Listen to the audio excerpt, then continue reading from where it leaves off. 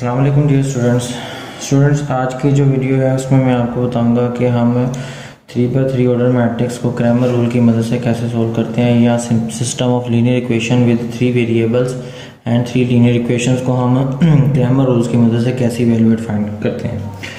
अरे बच्चों, पहली तो बात यह है कि हमें क्रैमर रूल के कुछ बेसिक्स का पता होना चाहिए कि हमारे पास अगर सिस्टम ऑफ लीनियर इक्वेशन कुछ इस तरीके से हो, ax equal to B the system of linear equation. अब इसमें n वेरिएबल्स की बात की जा रही है और n number of linear equations की बात कर रहे हैं हम।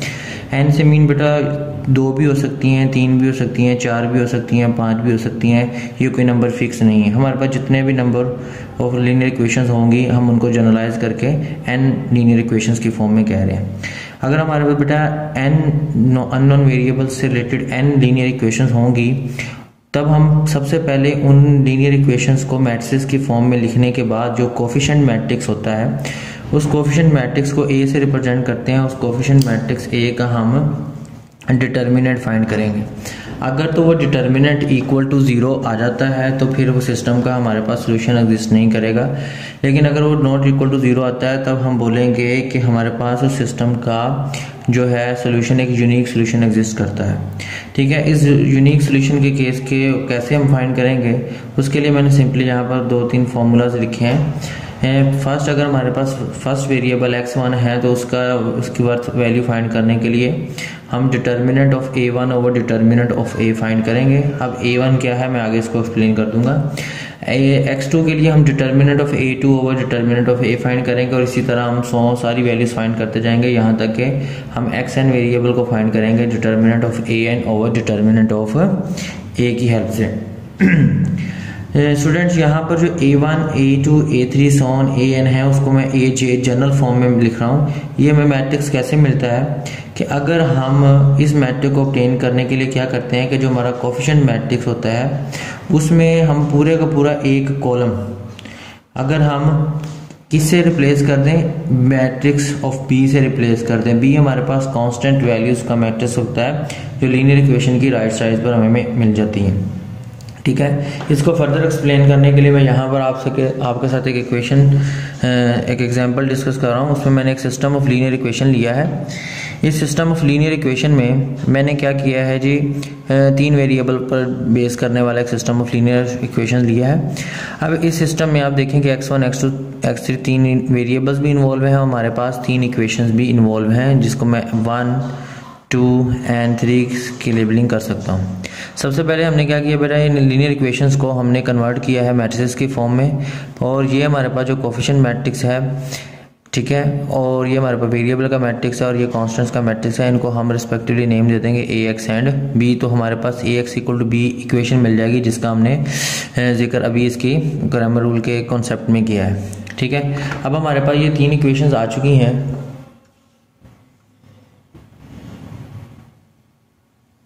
अब इन 3 इक्वेशंस की हेल्प से हम आगे फर्दर सॉल्यूशन फाइंड कर लेंगे। जी स्टूडेंट, सबसे पहले फर्दर सॉल्यूशन की तरफ मूव करने के लिए कि मैंने सबसे पहले जो हमारे पास कोफिशिएंट मैट्रिक्स था a, मैंने उसका डिटर्मिनेंट फाइंड किया है। डिटर्मिनेंट यहाँ पर बेटा इस क्वेश्चन में मैं इस एग्जांपल में मैं आप लोगों को ये भी सिखाऊंगा कि हम किसी भी 3x3 मैट्रिक्स के ऐसे बड़े मैट्रिक्स का डिटर्मिनेंट डायरेक्टली कैसे फाइंड कर सकते हैं। ट्रिक यहाँ पर भी सेम रहेगी जो मैंने कल आपको सिखाई थी कि यहाँ पर अगर आप गौर से देखें कि हमने सबसे पहले वो रो या कॉलम को सर्च करना है जिसमें हमें मैक्सिमम जीरोज नजर आए, लेकिन इस पूरे मैट्रिक्स में हमें सिर्फ एक ऐसी रो और एक ऐसा कॉलम मिला है जिसमें हमें मैक्सिमम जीरोज नजर आए हैं। तो हम इसको रो 1 से भी एक्सपेंड कर सकते हैं और रो C1 से भी एक्सपेंड कर सकते हैं। अब ऐसा हरगिज बाउंड नहीं किया गया कि आपने सिर्फ इसको रो 1 या कॉलम 1 से ही एक्सपेंड करना है, आप इसको किसी भी एक स्पेसिफिक रो या कॉलम से एक्सपेंड कर सकते हैं। ये सिर्फ हम अपने क्वेश्चन को आसान करने के लिए कि हमारे पास कैलकुलेशन कम हो जाए तो हम उसमें से 0 जिस रो या कॉलम में एग्जिस्ट करता है वहां से इसको एक्सपेंड करते हैं। ठीक है स्टूडेंट, मैंने यहाँ से इसको एक्सपेंड किया फ्रॉम C2। अब यहाँ से आप गौर से देखिएगा, मैं आपको मेथड सिखाने लगा हूँ कि हम डायरेक्ट भी डिटर्मिनेंट फाइंड कर सकते हैं without using minor and cofactor. Basically concept यहाँ पर माइनर और कोफैक्टर का यूज हो रहा होता है, लेकिन यहाँ पर हम उसका फॉर्मूला नहीं लिख रहे होते, उसके रिलेटेड डायरेक्ट इक्वेशन लिख रहे होते हैं। ठीक है बेटा, यहाँ पर जब मैंने C2 से एक्सपेंड किया तो C2 की फर्स्ट एंट्री हमारे पास बेटा यहाँ पर 0 है। फर्स्ट एंट्री अगर आप देखेंगे 0 है तो हम क्या करेंगे कि फर्स्ट एंट्री को एवरेज 0 लेंगे, लेकिन उससे पहले आपको याद रखने वाली बात ये है कि हमारे पास कोफैक्टर के कॉन्सेप्ट से इन सारी एंट्रीज के कुछ साइन होते हैं। तो साइन का ऑर्डर क्या होता है मैं आपको बताता हूँ, आपने तरतीब से याद कर लेना है। ये प्लस होता है, ये माइनस होता है, ये प्लस होता है।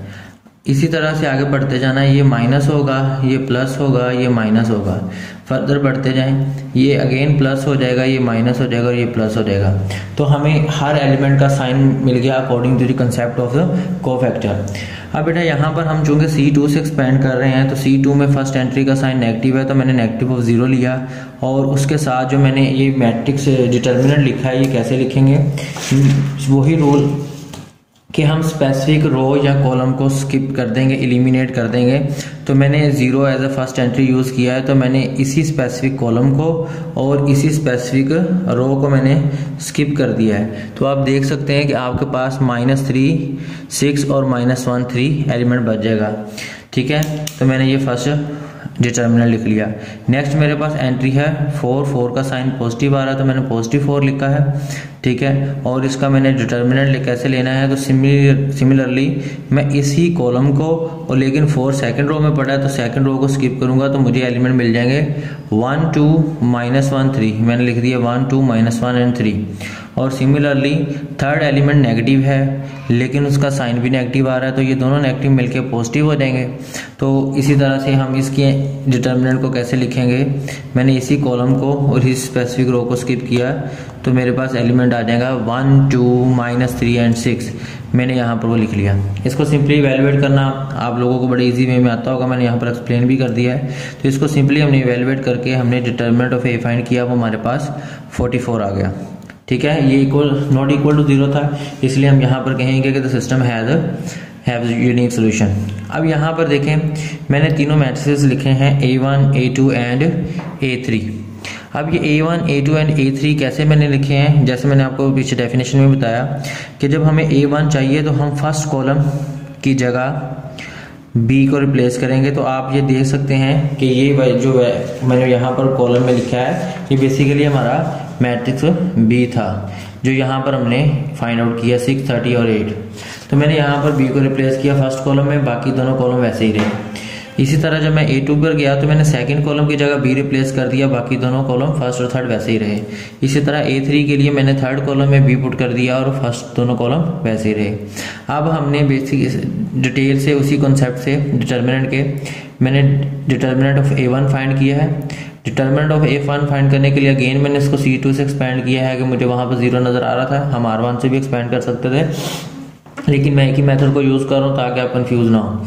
तो जब मैंने यहाँ पर एक्सपेंड किया है C2 से तो हमारे पास ये फर्स्ट इसके सारे प्रोडक्ट 0 हो जाएगी। और यहाँ से अब याद रखें बच्चों, आपको मैं फर्स्ट टाइम समझा रहा हूँ इसलिए मैं बार बार 0 वाली एंट्री का डिटर्मिनेंट भी ले रहा हूँ, लेकिन आप फर्दर अपने काम को मजीद शॉर्ट करने के लिए जो एंट्री 0 है उसका डिटर्मिनेंट लिखने की ज़रूरत नहीं होती, वो 0 हो जाता है। हमें उसी एंट्री का सिर्फ डिटर्मिनेंट लिखना है जो नॉन 0 है।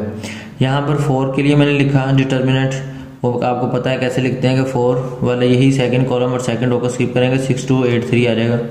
और इसी तरह फर्दर मेरे पास आ जाएंगे एलिमेंट 30 जी, ये यहाँ पर नेगेटिव साइन था। ठीक है बच्चों, यहाँ पर ये डिटर्मिनेंट एक्सपेंड किया, इसको सिंप्लीफाई किया तो डिटर्मिनेंट ऑफ A1 मेरे पास आ गया है -40। ठीक है, अब हम सेकंड डिटर्मिनेंट फाइंड करते हैं।